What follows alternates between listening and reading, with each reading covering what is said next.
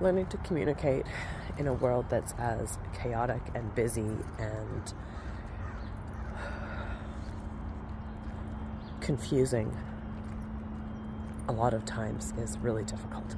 Communication is probably the number one breakdown between any type of relationship, whether it's a romantic relationship, whether it's with a family or business workers. And it's so sad when communication can really be,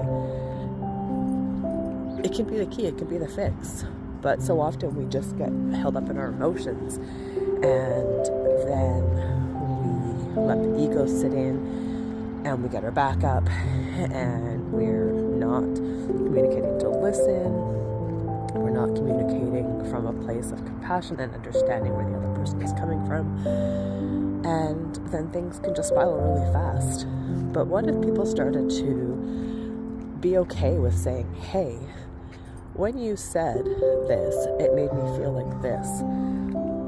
I think what you were trying to say is this, and maybe if you could have worded it this way, it may have come across a little more kind, a little more clear, a little more supportive or something. And by simply practicing being okay with saying, hey, you know what, when you said this, it made me feel like this.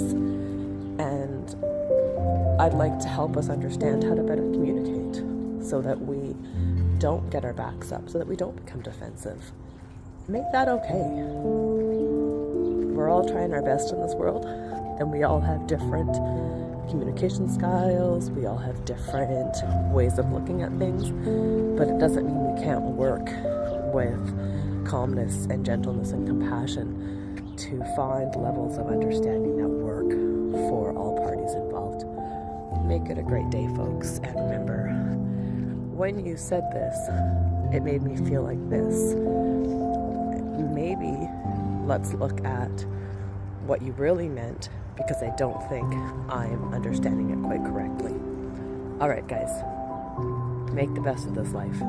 It can be a great one.